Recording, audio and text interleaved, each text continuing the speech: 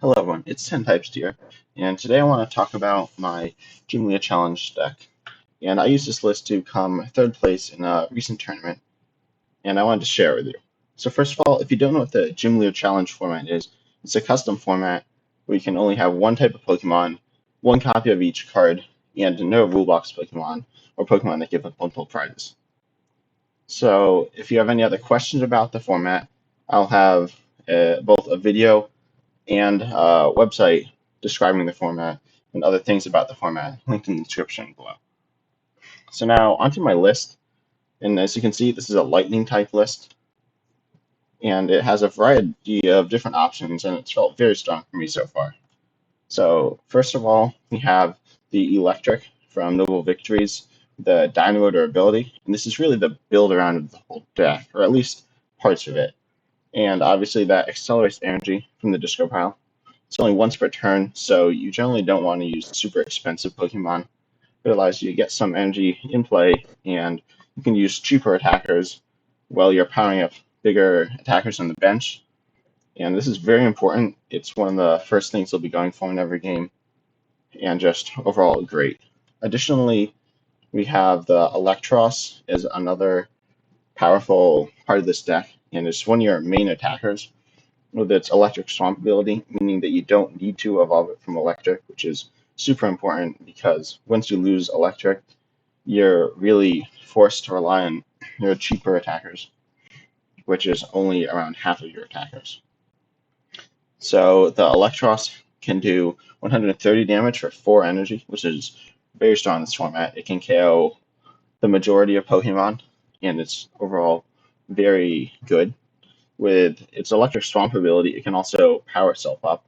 If you have at least 4 energy in play, you just play it straight down, essentially as a basic Pokemon, and then you can move any energy up to 4 energy in play to that Pokemon, assuming they're lightning type, of course, which is all the energy in this list.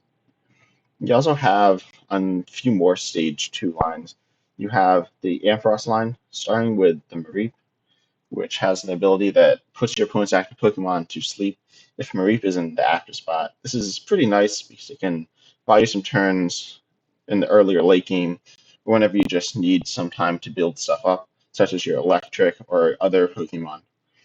And also, it's just a nice boost because it's only an evolving basic, so having some utility in the deck is pretty nice.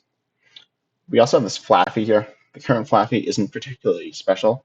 However, in the next set, Evolving Skies, which is coming out right around the corner, there's a Flaffy that is identical to the electric with the same Dynamo ability, which is going to slot perfectly into this list and allowing you 2 cards access to that as opposed to just the one for Magic Acceleration. It's going to be super nice because, for example, if one of them is prized, you still have an out, and it gives you just better access to it in general. Additionally, we have this Ampharos. This Ampharos is one of the things that makes my list unique and is, I found, very powerful.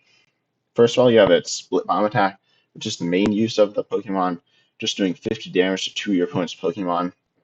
It means you can finish off Pokemon that you've hit into with some of your other Pokemon and can take bench KOs. 50 damage in this format is actually a very nice number to hit, as it hits and KOs a number of evolving basics, stuff like Snom, certain Squirtles, and things of that nature. So it's extraordinarily powerful, and I've used it a ton. Even though its damage output isn't insanely high, I found that it's quite nice, especially if I can attack with it multiple times in a row. Additionally, its Unseen Flash ability, which allows you to put 2 energy from your hand to the Lost Zone and then paralyze your opponent's active Pokemon, is quite nice. Of course, you can only use it a few turns throughout the game, but when you do, it really is just a free turn, assuming your opponent doesn't have a switching card. And you can pair that with also attacking with Ampharos, so just some extra damage to the bench. And if you can Unseen Flash a few turns in a row, you can just hit around the active and do a ton of damage while forcing your opponent to not do anything or just dig really hard to find a switch out. And paired with things like Resist Stamper N, it can just be extremely powerful. It also has a nice comeback mechanic for any point during the game, and it's one of the reasons why I love this deck, because you're never if you're really completely out of it.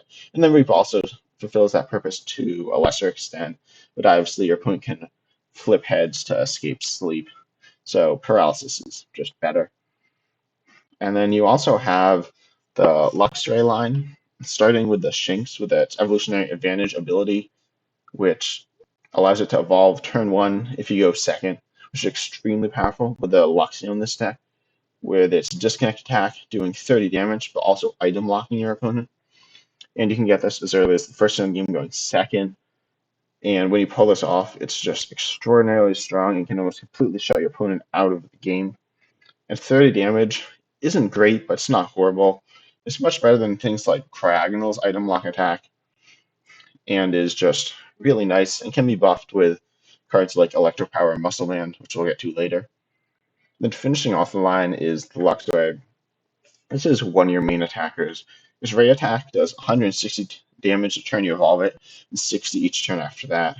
160 can really KO anything, unless your opponent has something like Regigigas in a control/stall style deck. But the 160 is extraordinarily strong, and even the 60 after that isn't horrible. You'll use it from time to time. And also just 120 for 2 is pretty efficient after you've gone in with the 160 to keep dealing a decent amount of damage. And even its 1 retreat cost makes it nice, so even if you don't want to hit with the 60 or 120 after that, you can retreat, get it out of there, and attack with something else.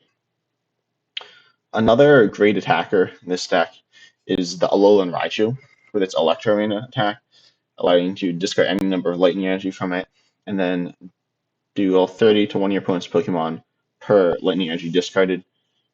And you can do this to mix it around your opponent's side of the board, which is super powerful. So you could, for example, discard 3 energy, deal 90 to one, or you could do 30 to one and 60 to another, or 30 to 3 different ones. And this sets up math pretty nicely with the Ampharos, allowing you to do a wide variety of different snipe damages. And there are some other options for sniping Pokemon. This is another card that really separates the list. And I have this ability to snipe my opponent's bench Pokemon, as well as disrupt them with things like paralysis, sleep, and item lock, and also have some pretty solid, fast, and powerful damage outputs. So this lightning list has a ton of different options, which is something I really like about it. And you also have the powerful Spark Raichu. Keep in mind, you obviously can't play both of these at the same time because they both evolve from Pikachu. However, if you do recover Pikachu, you can start the game with one and then switch to the other later after it gets knocked out, which is something to note and pretty interesting. So the powerful Spark attack just does 20 damage per lightning energy you have in play, and its attack itself only costs 1 lightning, which is really nice because you can just commit 1 energy onto Raichu, commit a lot of energy across your board, and give yourself options later on, or for example, set up towards the Electros. And it's just quite nice having these options, not committing too much to the Raichu and allowing yourself options later on after the Raichu goes down. Unlike where Alolan Raichu, you can I've committed up to 5 energy to it, and that's very strong when you use it. But after that, you're kind of stuck. You can just attach one to, say, Snipe 30, or to just retreat it, but you don't have that other energy stored in the board. But the regular Raichu keeps the energy in play without needing to commit all of it to that Pokemon, which is quite nice. One thing to note about both the Raichu, and also keeping this in mind before you play Electros, try to spread your energy throughout the board. If you commit all in one spot, your opponent will likely try to snipe that Pokemon or guess that Pokemon, because that's clearly where all your energy is and all your power is.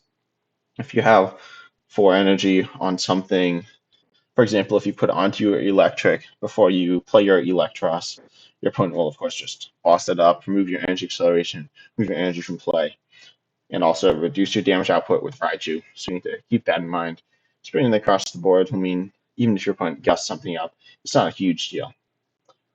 We also have a few more attackers. I have the Zapdos and a lot of other lightning lists. This has been the focus. Over in this list, it's not as much so. The attack just does 80 damage if you move to the active with Zapdos that turn, which is extraordinarily powerful. Allows for you to do things such as donk your opponent, and is just very nice throughout the game for starting things off strong or ending the game. Obviously, because I have lower counts of switches than some other lightning lists, I believe I play 4 different switch cards, then it can get stuck in the active, which is something you have to keep in mind. And obviously, dealing 10 damage when not switching is not something you want to be doing. So you need to be very careful with it. And honestly, you will be possibly sticking a card such as Floatstone onto it to get it out of the active afterwards. In the future, I might increase my switching cards to allow this card to be more powerful. But it's certainly very strong and very efficient.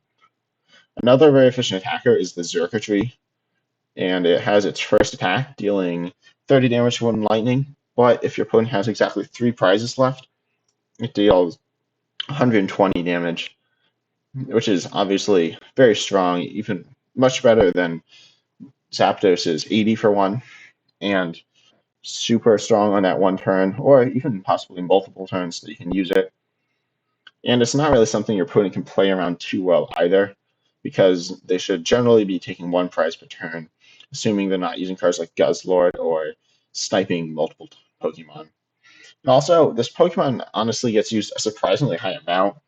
3 Mirrors, its first attack, just dealing 30 for 1, isn't horrible, and I'll use it in combination with buffing cards such as Muscle Band or Electropower. It can be quite nice for just KOing Pokemon early. Also, Signal Beam 50 for 2 and Confusion is nice. Again, this disruption aspect for coming back in games is nice. And again, with the damage modifiers, making it surprisingly strong. And I have used this attack very successfully in multiple games. So the third big basic, so to speak, is the Zekrom. This is, if you look at my list, you'll notice this is the oldest by far attacker in this list. But that doesn't mean it's completely power crept out of the format, but it certainly is showing signs of that. So it may get cut from the list for some other attacker. But its outrage attack, allowing you to hit back if it's hit into for a bunch, is quite nice. You can hit very heavily relatively early in the game if your opponent just has weaker attackers to like poke into it. And then its Bolt Strike, 120 for 3, is pretty solid. And being able to do that turn after turn is something that not many other Pokemon in your deck can do. You have Electros, which requires a ton of setup, and you have Luxray, which obviously is a stage 2 and isn't just generally as easy to set up. So you have the Zekrom, and I imagine with the Flaffy, the new Flaffy, it'll be easier to set up. However, I'm thinking of cutting this card because it's just generally not strong enough. Some other options could be the Zekrom from Shining Legends, which does 130 for 3, and just goes 2 lightning, and also has the same outrage attack. And then the new Regieleki from Evolving Skies, dealing 120 to the active, and also dealing 40 to your opponent's bench Pokemon, is very strong. You then have to discard all the lightning energy attached to Regieleki, so I will likely add in some more switching outs, such as maybe an Air Balloon or Escape Rope to this list, if I end up going that route. And then there's also Raikou. There's a few Raikus which are very good. There's Raikou Amazing Rare. That would require some modifications to my deck in a bunch of different ways, so that's not a route I'm planning on going, but certainly consideration. There's also Raikou from Lost Thunder, which is more of a combo card, but for 2 damage it hits 120, assuming you have lightning and the energy in the Lost Zone. Obviously, you can use Unseen Flash to get that there.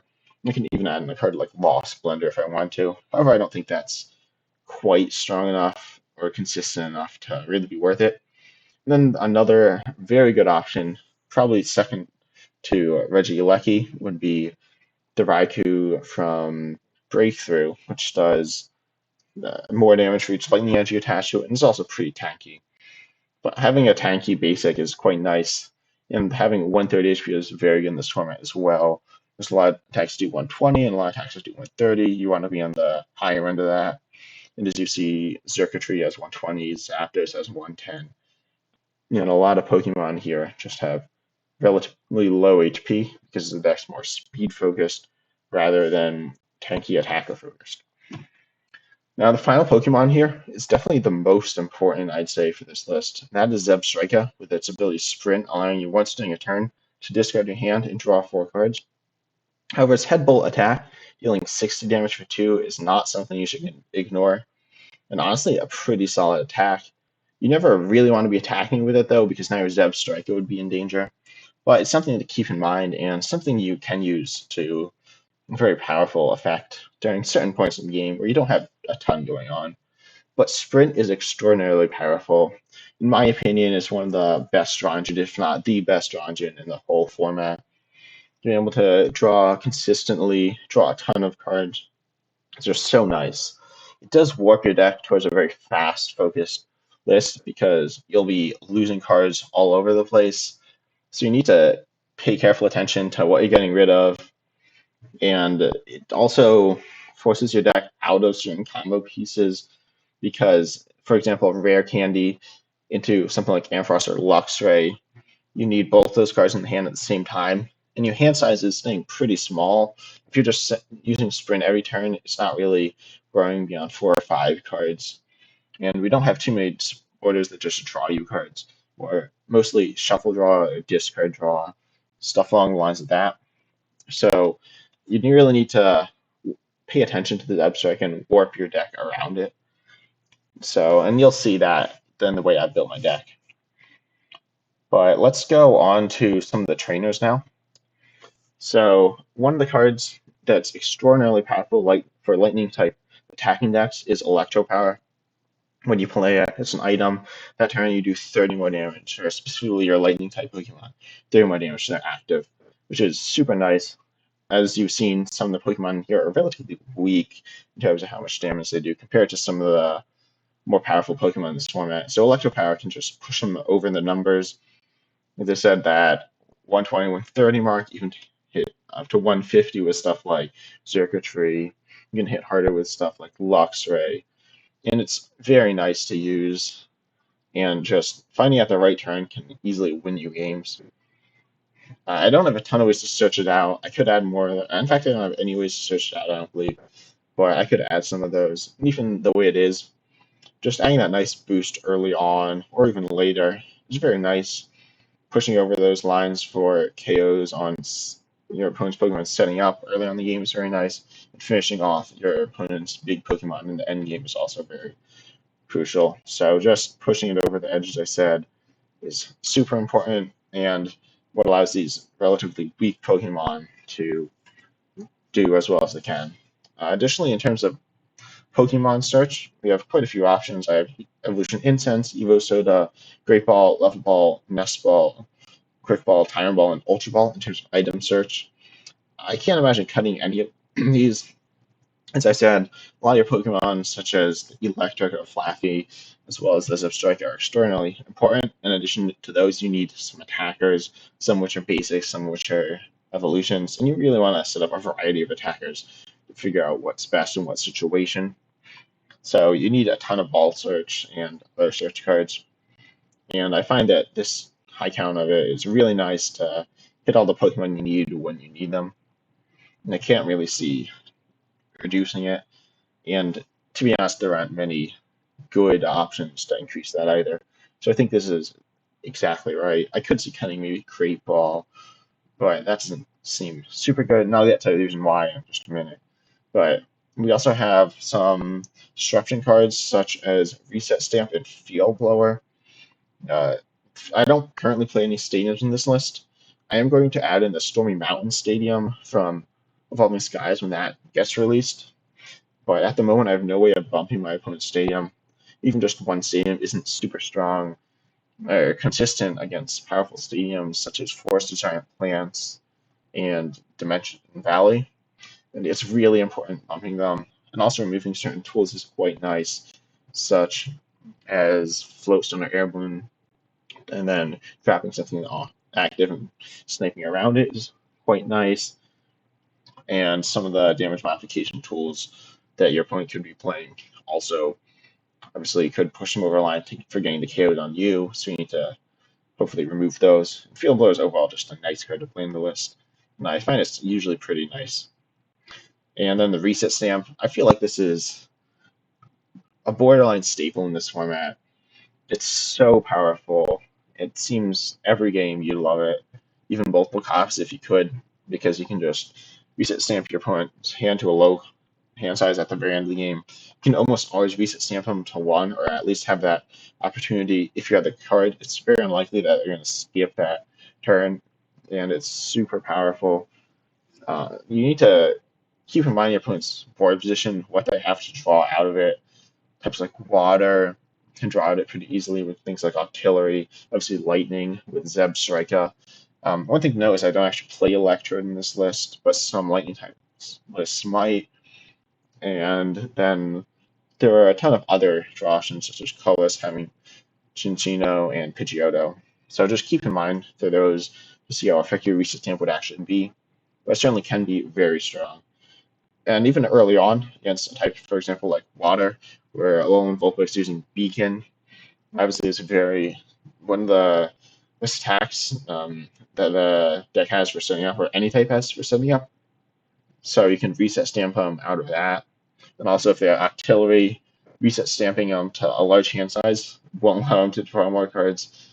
Obviously, you are giving them more cards to see. Hopefully, not those same cards that Alolan Vulpix found them, though, or something along the lines of that. So I find this card super nice. Another card I suppose you could put in there is Red Card, but I feel like this is much more of a late game card rather than an early game card.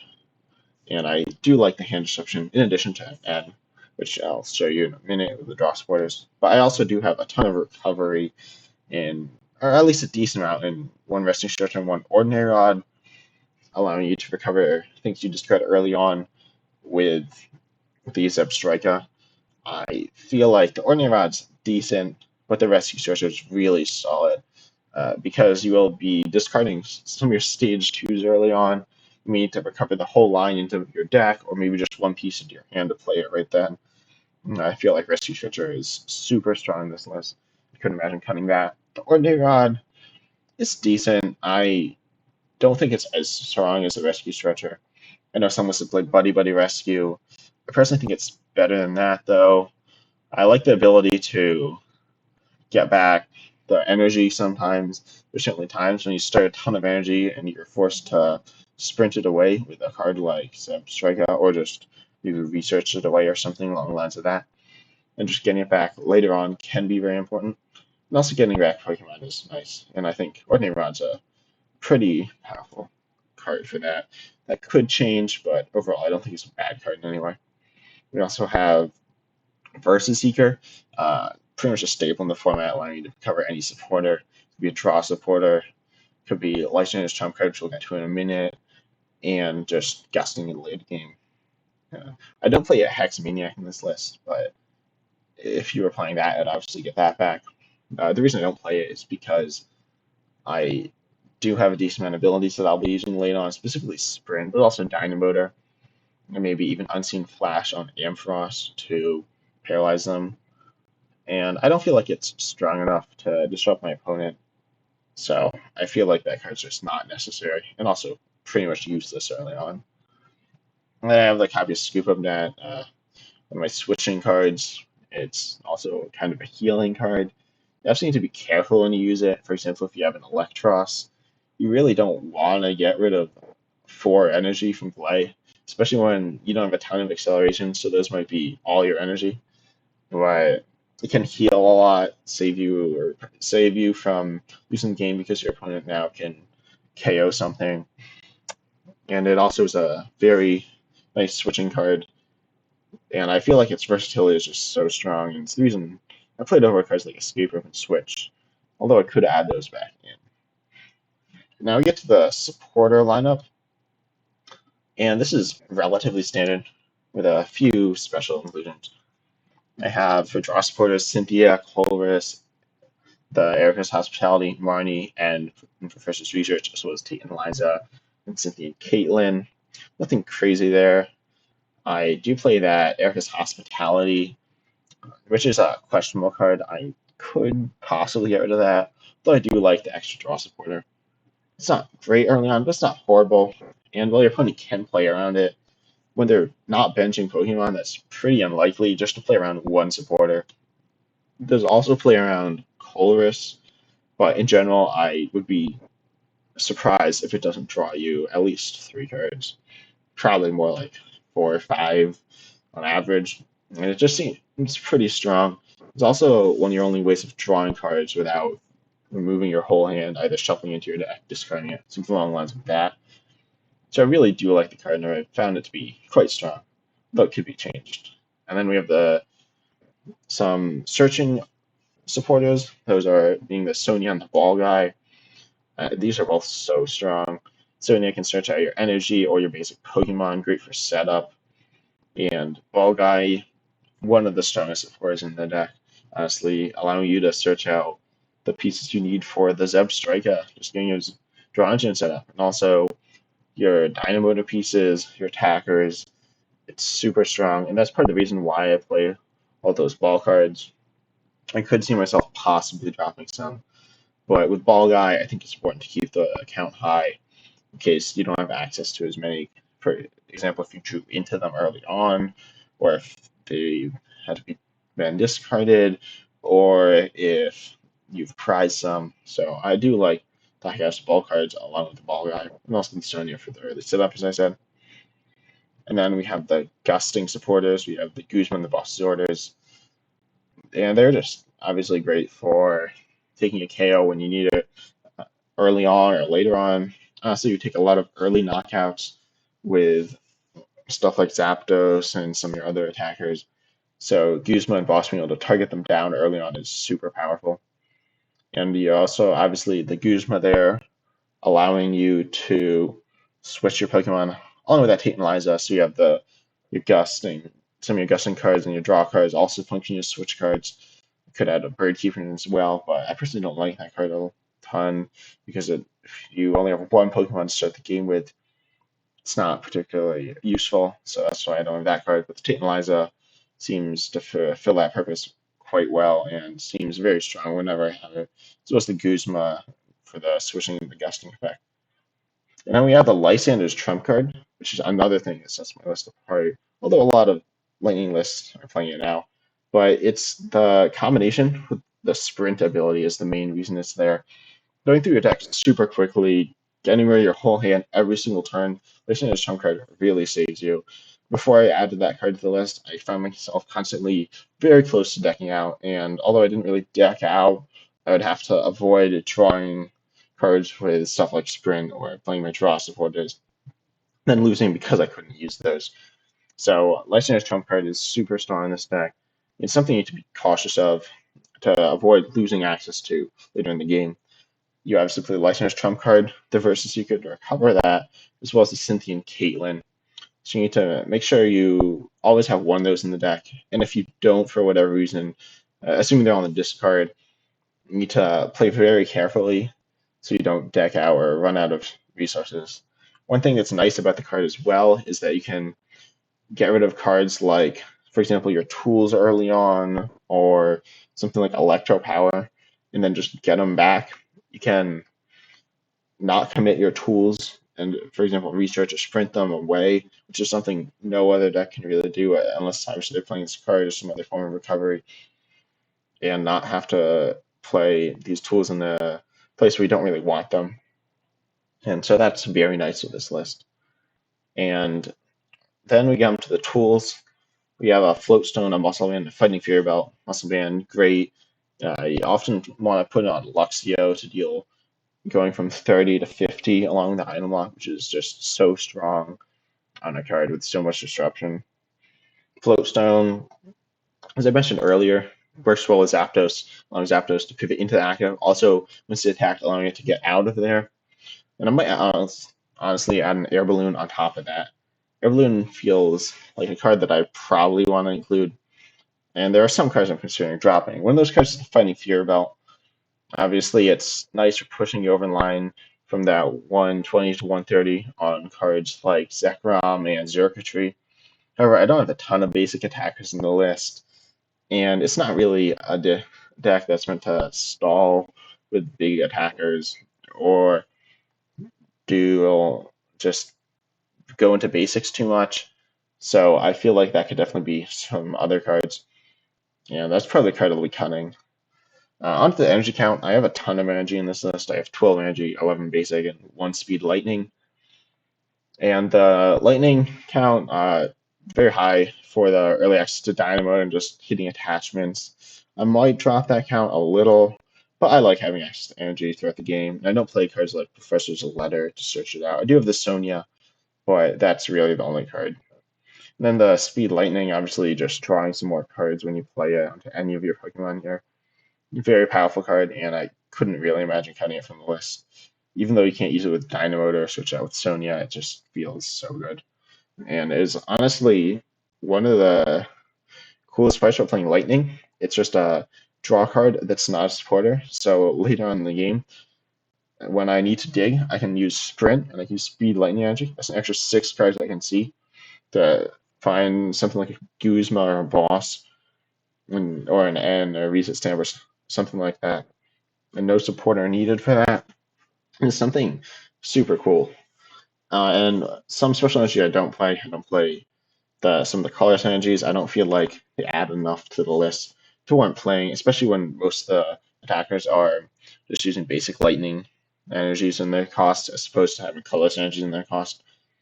And I also have no flash lightning energy, which removes your weakness, because honestly, the fighting matchup, I've not actually played that matchup, luckily, but it feels so bad when they have all these options to just kill you, and it seems like you're just always gonna die. You do with Zapdos, which is resist fighting, is supposed to need for weakness. And if you really are concerned about the matchup, you can maybe have the other Zapdos with probably a better attack that can do it more repeatedly. But they also have Archeops, which stops you from evolving, which is most of your attackers. Lastly, that matchup feels so brutal. The only way you win it, I think, is if your opponent bricks. And at that point, the weakness doesn't matter a ton. Obviously, it's going to not be pleasant for you, but just the one copy of the flash energy doesn't seem consistent enough. You could add cards like weakness policy or weakness guard energy, even if you weren't concerned enough about that. But it's not super common, and I wouldn't say it's a super powerful type either. Although I could see that as a consideration, but I don't think it's strong enough at the moment. And so that's my list, with a variety of options, such as some big basic attackers, some spreading, some control aspects, and some really fast attackers. I'm wondering what your thoughts of it are, and what your takes on lightning lists are. So if you have any thoughts on that, you can leave a comment in the description. Of course, check out the other links in the description to see more information about the Gym Leader Challenge format. Thank you for watching.